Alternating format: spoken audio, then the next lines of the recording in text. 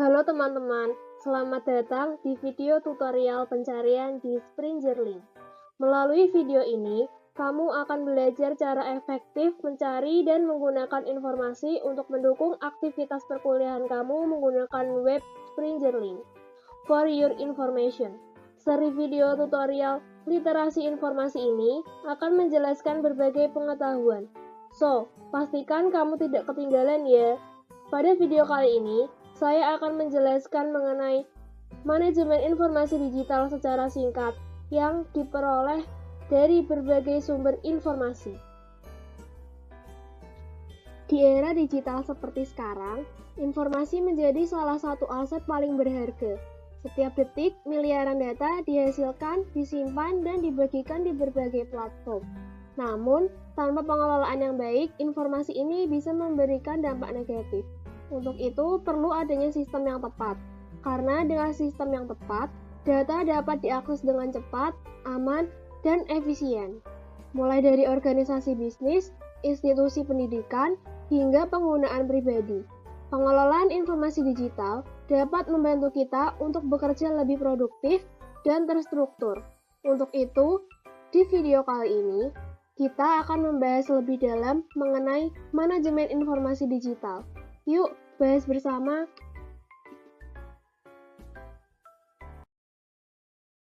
Tahukah kamu apa itu manajemen informasi digital? Secara singkat, manajemen informasi digital adalah proses pengumpulan, penyimpanan, pengelolaan, dan pemeliharaan data serta informasi dalam format digital. Ini melibatkan penggunaan teknologi untuk mengintegrasikan data, proses, dan pengambilan keputusan dalam suatu organisasi. Lalu, jenis-jenis manajemen informasi digital apa aja sih? Yuk kita cari tahu. Jenis-jenis dari manajemen informasi digital itu sendiri meliputi: pertama, manajemen dokumen. Manajemen dokumen merupakan pengelolaan dokumen digital seperti penyimpanan, pengambilan, dan pengarsipan dokumen yang bertujuan untuk meningkatkan efisiensi kerja. Selanjutnya, ada manajemen basis data, mengelola data yang tersimpan dalam basis data untuk mendukung fungsi organisasi. Lalu, manajemen digitalisasi, proses mengubah suatu bahan fisik ke dalam format digital. Adapun manajemen keamanan informasi, untuk melindungi dari akses yang tidak resmi, kerusakan atau bahkan kehilangan. Mencakup kebijakan dan prosedur untuk menjaga keamanan data.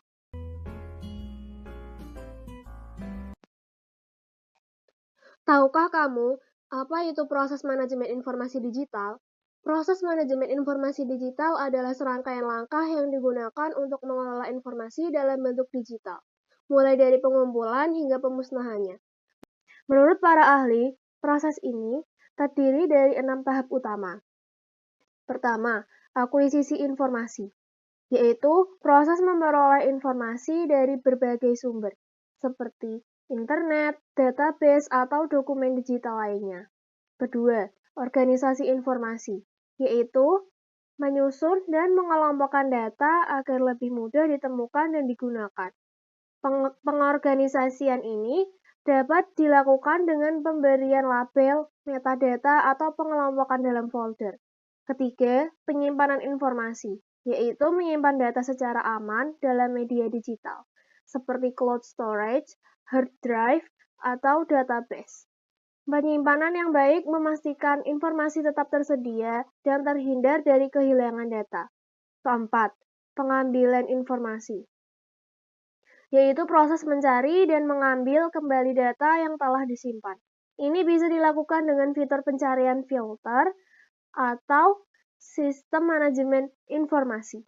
Kelima, pemanfaatan informasi, yaitu menggunakan informasi yang telah dikelola untuk berbagai keperluan, seperti analisis data, pembuatan laporan, atau pengambilan keputusan. Terakhir, pemusnahan informasi, yaitu menghapus atau mengarsipkan informasi yang sudah tidak diperlukan. Hal ini penting untuk menjaga keamanan data dan efisiensi penyimpanan. Dengan memahami dan menerapkan proses manajemen informasi digital, kita dapat mengelola informasi dengan lebih efektif dan efisien. Untuk menjaga keamanan dan privasi dalam manajemen informasi digital, terdapat langkah-langkah yang bisa kita lakukan. Di antaranya, seperti Enskripsi data. Enskripsi data itu apa sih kira-kira? Enskripsi data sendiri adalah proses pengubahan informasi menjadi kode rahasia untuk mencegah akses yang tidak sah. Proses ini mengubah informasi asli atau plain text menjadi format yang tidak bisa dibaca atau ciphertext menggunakan algoritma dan kunci enkripsi. Dan hanya pihak yang memiliki kunci dekripsi yang dapat mengembalikan ciphertext menjadi plain text. Lalu, cara kedua adalah autentikasi dua faktor atau 2FA. Autentikasi dua faktor atau 2FA adalah metode keamanan yang menambahkan lapisan perlindungan ekstra saat pengguna masuk ke akun atau sistem. 2FA memerlukan dua jenis bukti identitas berbeda untuk memastikan bahwa pengguna yang mencoba mengakses akun memang benar-benar pemiliknya. Nah, untuk mengetahui cara kerja 2FA seperti ini. Pertama, pengguna memasukkan nama pengguna dan kata sandi di situs web atau aplikasi. Kedua, sistem mengirimkan kode OTP ke ponsel atau email pengguna. Ketiga, pengguna memasukkan kode OTP untuk memverifikasi identitasnya. Keempat, jika kedua langkah berhasil, akses diberikan. Dan yang terakhir, user dapat memberikan perlindungan perangkat. Yang dimaksud dari perlindungan perangkat sendiri adalah user harus memastikan perangkat terlindungi dengan perangkat lunak keamanan yang terbaru dan selalu diperbarui, serta mengaktifkan firewall dan antivirus. Hal ini harus dilakukan untuk melindungi data agar tidak bocor ataupun hilang. Berikut ini adalah beberapa contoh kasus pelanggaran etika dalam manajemen informasi digital. Pertama, penyalahgunaan data pribadi. Pada tahun 2018 terjadi kebocoran data pengguna Facebook yang melibatkan Cambridge Analytica. Perusahaan ini mengakses dan memanfaatkan data pengguna secara tidak sah untuk kepentingan politik, tanpa izin dari pemilik data.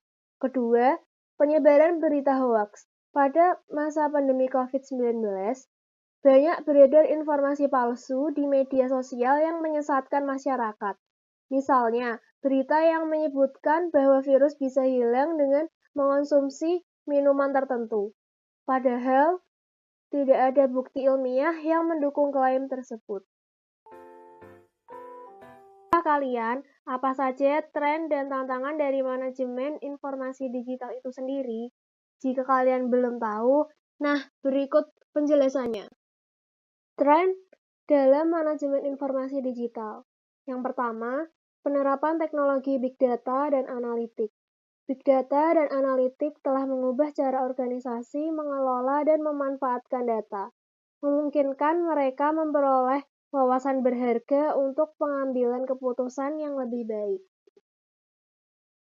Kedua, cloud computing. Cloud computing memungkinkan penyimpanan, pengelolaan, dan akses data dari jarak jauh, memberikan fleksibilitas, skalabilitas, dan efisiensi biaya bagi organisasi. Ketiga, Artificial Intelligence atau AI dan Machine Learning. AI dan Machine Learning digunakan untuk mengotomatiskan tugas-tugas manajemen informasi seperti klasifikasi data, pencarian informasi, dan analisis sentimen. Tantangan dalam manajemen informasi digital. 1. Kurangnya literasi digital. Banyak individu dan organisasi yang belum memiliki pemahaman yang memadai tentang cara mengelola informasi digital dengan efektif, yang dapat menghambat adopsi teknologi baru dan praktik terbaik. 2. Ancaman keamanan cyber. Serangan cyber dan peretasan data dapat menyebabkan dampak serius bagi reputasi dan operasional organisasi. Oleh karena itu, keamanan data menjadi tantangan utama yang harus dihadapi. 3. Overload informasi.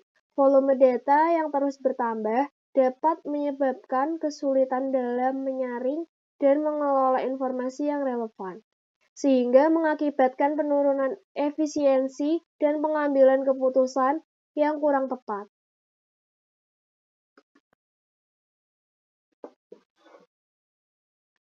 Penerapan manajemen informasi digital di perpustakaan dapat meningkatkan efektivitas pada pengelolaan koleksi informasi dan juga memudahkan akses bagi para pengunjung ataupun pengguna perpustakaan. Terdapat beberapa hal dari manajemen informasi digital yang bisa diterapkan di perpustakaan, antara lain 1. Library Management System. Sistem manajemen perpustakaan. Perpustakaan modern menggunakan sistem manajemen perpustakaan berbasis digital untuk pengelolaan jurnal, majalah, koleksi buku, atau lainnya yang dapat memudahkan dalam proses peminjaman, pengembalian, pencarian buku, serta pengelolaan data pengunjung. 2. Pengadaan koleksi. Menggunakan pemanfaatan teknologi informasi sebagai sarana untuk mengumpulkan koleksi-koleksi di perpustakaan. 3. Penelusuran informasi dengan memanfaatkan OPAC untuk membantu mempermudah pemustaka atau pengguna perpustakaan dalam melakukan penelusuran informasi. 4. Akses jarak jauh atau remote access. Perpustakaan dapat menyediakan akses jarak jauh pada koleksi digitalnya. Menggunakan teknologi manajemen informasi digital, pengguna dapat mengakses jurnal, e-book, atau artikel secara online tanpa harus datang ke perpustakaan. 5. Manajemen arsip digital. Arsip perpustakaan yang telah didigitalisasi memerlukan pengelolaan dan pemeliharaan yang baik agar tetap dapat diakses di masa mendatang. Hal ini mencakup pengelolaan metadata, pengarsipan yang terstruktur, serta pemeliharaan data untuk mencegah kerusakan atau kehilangan informasi. Nah, adapun alat yang dapat digunakan untuk manajemen informasi digital. Contohnya seperti 1. Content Management System. Digunakan sebagai alat untuk membuat, mengelola konten digital di situs web. Contohnya yaitu WordPress. 2. Database Management System. Sebagai tempat menyimpan, mengelola, dan mengakses data dalam format yang terstruktur. Contohnya MySQL, PostgreSQL, Oracle Database. 3. Library Management System. Untuk mengelola koleksi, sirkulasi, pengkatalogan, dan juga data pengguna. Contoh dari LMS seperti Koha, Alma, Exlibris. 4. Metadata Management System. Memudahkan dalam pencarian dan pengelolaan informasi.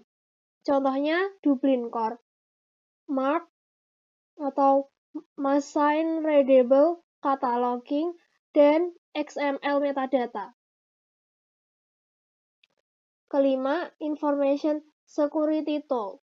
Alat yang dapat melindungi data dari ancaman kebocoran informasi maupun peretasan. Contohnya seperti MCAV dan Bitdefender. Nah, ada beberapa alasan nih teman-teman, kenapa kita perlu menggunakan Springerlink sebagai platform referensi akademik. Dengan adanya Springerlink, kalian bisa mengakses berbagai jurnal dan buku ilmiah berkualitas dari berbagai bidang studi. Selain itu, Springerlink juga menyediakan artikel yang telah melalui proses peer review, sehingga referensi yang digunakan lebih kredibel dan terpercaya. Menariknya, dengan Springerlink, kalian bisa mencari dan menemukan literatur yang relevan dengan penelitian kalian dengan lebih mudah.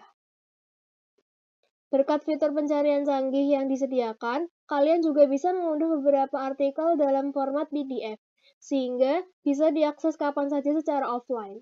Pada intinya, penggunaan Springerlink sangat membantu dalam memperoleh referensi yang tepat, cepat, dan akurat, serta mendukung penelitian yang lebih efektif dan efisien. Kita akan menggunakan Springerlink untuk mencari lebih tahu Apa itu manajemen informasi digital? Tapi sebelum itu, apa sih Springerlink itu? Springerlink adalah platform digital yang menyediakan akses ke berbagai jurnal akademik, buku, dan publikasi ilmiah. Springerlink diterbitkan oleh Springer Nature, salah satu penerbit akademik terbesar di dunia. Namun, bagaimana sih strategi yang tepat dalam menggunakan Springerlink? Yuk kita simak. Pernah nggak sih kalian kesulitan mencari informasi yang relevan di internet? Kadang kita sudah mengetik kata kunci, tapi hasilnya malah nggak sesuai dengan yang diharapkan. Nah, ada beberapa strategi yang bisa kita gunakan supaya pencarian informasi lebih efektif dan efisien. Strategi pencarian informasi. Dengan strategi yang tepat, kita bisa mendapatkan informasi yang lebih akurat dan sesuai kebutuhan. Beberapa cara yang bisa dilakukan antara lain, yang pertama, gunakan kata kunci yang spesifik. Misalnya, daripada mencari manajemen informasi, lebih baik gunakan strategi manajemen informasi digital di perpustakaan. Yang pertama, gunakan kata kunci yang spesifik. Misalnya, daripada mencari manajemen informasi, lebih baik gunakan strategi manajemen informasi digital di perpustakaan. 2. Manfaatkan operator boolean. Gunakan and, or, atau not untuk menyaring hasil pencarian. Contohnya, teknologi informasi and pendidikan akan menampilkan hasil yang mengandung kedua kata tersebut. 3. Cari di sumber terpercaya. 3. Cari di sumber terpercaya. Bukan hanya di Google saja. Coba cari di Google Scholar, database jurnal, atau situs resmi seperti UNESCO dan Kemdikbud. 4. Gunakan fitur pencarian lanjutan. Beberapa mesin pencari menyediakan filter berdasarkan tahun tipe dokumen atau domain website. Ini membantu menemukan informasi yang lebih relevan dan up-to-date. Evaluasi hasil pencarian. Setelah mendapatkan informasi, jangan langsung percaya begitu saja. Ada beberapa hal yang harus diperhatikan untuk memastikan informasi tersebut valid dan bisa dipertanggungjawabkan. Pertama, periksa sumbernya. Apakah berasal dari jurnal ilmiah, situs resmi, atau hanya blog pribadi? Sumber yang kredibel lebih bisa dipercaya. 2. Cek keakuratan informasi. Bandingkan dengan sumber lain. Kalau informasinya hanya ditemukan di satu tempat tanpa dukungan referensi, bisa jadi tidak akurat. 3. Perhatikan tanggal publikasi. Jangan sampai pakai informasi yang sudah terlalu lama dan tidak relevan lagi, terutama di bidang yang cepat berubah seperti teknologi dan kesehatan. Nah, sekarang teman-teman sudah tahu kan apa itu Springerlink dan apa saja kegunaannya? Bagaimana? Apakah kalian tertarik untuk menggunakan Springerlink dalam membantu kalian untuk mencari sumber referensi seperti berbagai jurnal, artikel, maupun e-book yang dibutuhkan? Apabila kalian tertarik, yuk simak video tutorial menggunakan Springerlink berikut ini. Langkah pertama yang dilakukan yaitu siapkan query atau keywords yang dibutuhkan untuk mencari jurnal, artikel, maupun e-book. Jumlah query yang ditentukan atau kita siapkan yaitu minimal 2 query. Kemudian, setelah menentukan keyword atau query, kita membuka website Springerlink.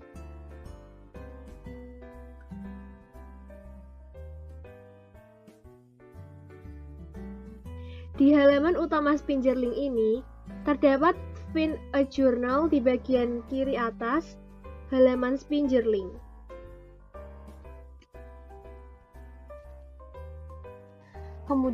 Kemudian kalian bisa klik Find a Journal ini. Di halaman Find a Journal ini digunakan untuk kalian jika ingin mencari sebuah jurnal dengan menggunakan keywords untuk menghasilkan lebih dari 3.000 jurnal. Kalian bisa dengan memasukkan judul naskah, abstrak maupun kata kunci dengan maksimal 5.000 kata. Kalian bisa memasukkannya di kolom ini.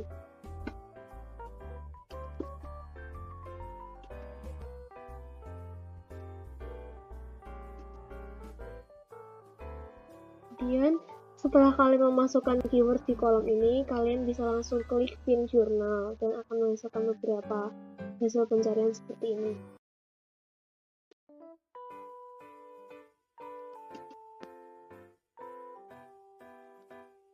Kemudian, kita kembali ke halaman utama Spinjerlink.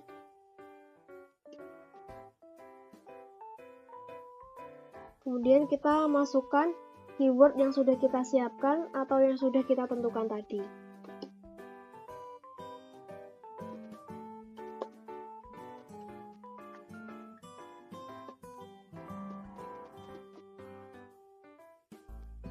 Setelah itu kita klik logo search ini atau tekan enter.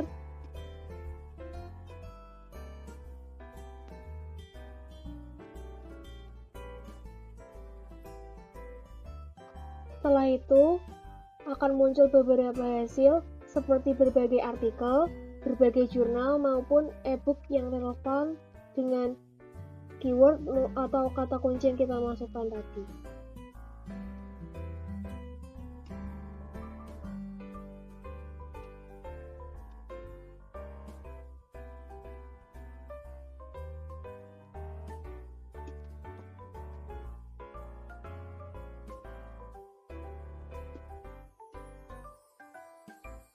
Jika menurut kalian hasil yang keluar dari pencarian ini kurang relevan atau ingin menghasilkan hasil yang lebih spesifik, kalian bisa menggunakan filter yang ada di sisi kiri ini. Untuk menyaring hasil berdasarkan jenis publikasi, artikel, buku, bab buku, tahun terbit, bahasa, subjek, disiplin, dan subdisiplinnya. Seperti ini.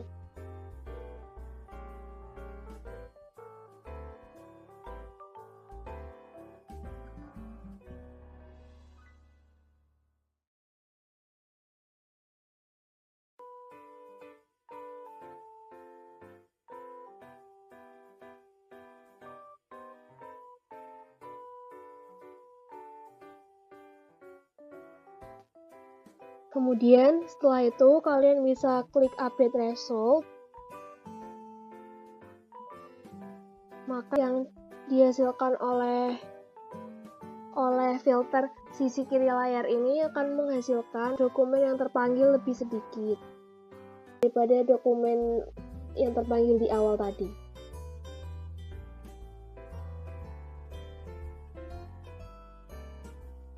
Jika kalian ingin menggunakan Advanced Search, kalian bisa kembali ke halaman utama Spinjerlink.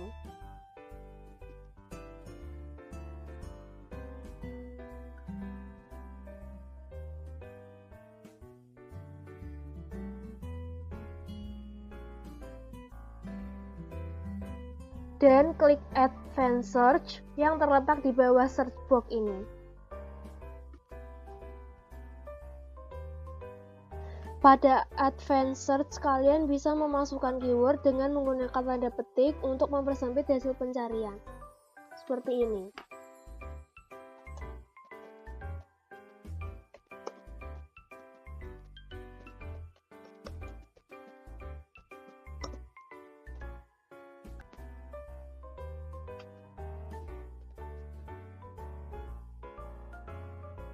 Lalu kalian juga bisa memasukkan judul yang lebih spesifik di sini. Dan jika kalian ingin mencari sebuah karya tulis tertentu, kalian bisa memasukkan nama penulis dan editor di sini. Dan juga jika kalian ingin mencari artikel yang kalian inginkan, kalian bisa menulis nama artikel atau nama jurnalnya di sini. Dan juga kalian juga bisa memasukkan data publisnya itu beberapa bulan terakhir. Kemudian Kalian juga bisa memasukkan dari rentang awal tahun yang kalian inginkan hingga rentang tahun akhir yang kalian inginkan. Kemudian kalian bisa klik search.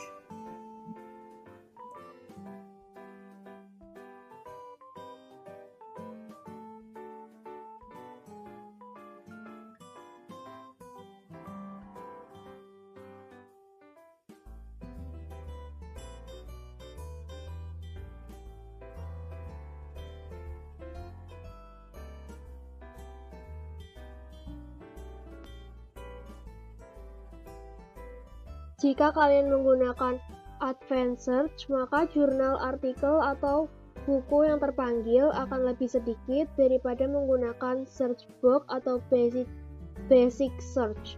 Karena Advanced Search ini akan memanggil file jurnal, artikel, maupun buku yang lebih spesifik. Kemudian, jika kalian ingin download file PDF-nya dari jurnal maupun artikel yang kalian inginkan, kalian bisa mencari jurnal maupun artikel yang memiliki tulisan open access seperti ini.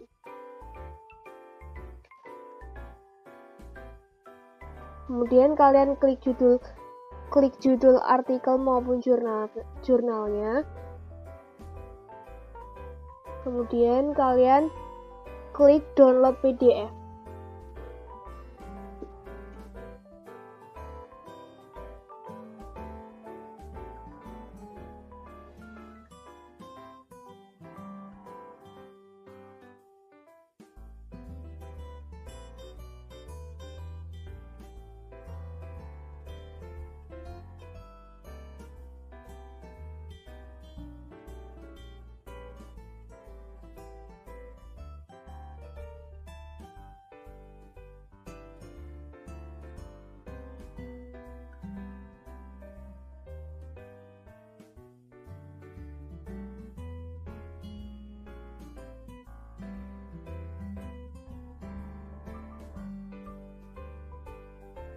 Kita tunggu file PDF-nya ini terdownload.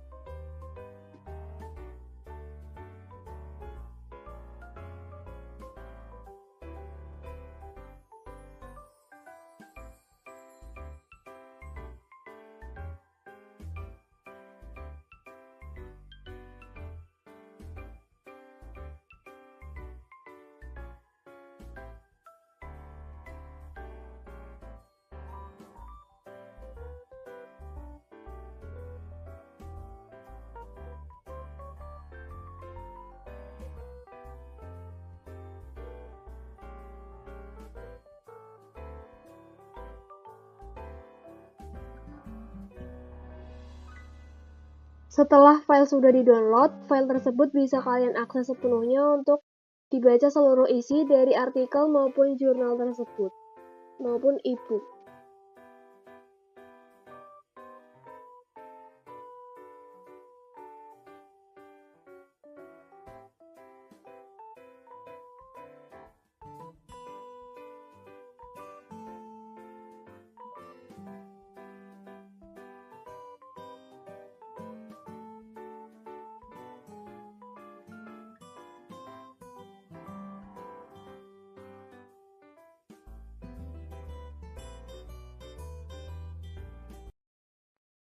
Oke, sekian video tutorial menggunakan Spinjerlink dari saya untuk pemula. Semoga video tutorial ini bermanfaat untuk kalian yang sudah menonton. Dan terima kasih buat yang sudah menonton video ini. Jangan lupa like, klik tombol lonceng untuk mengaktifkan notifikasi jika saya mengupload video terbaru, nanti kalian tidak ketinggalan. Dan juga jangan lupa share video ini kepada teman kalian ya. Sampai jumpa di video selanjutnya.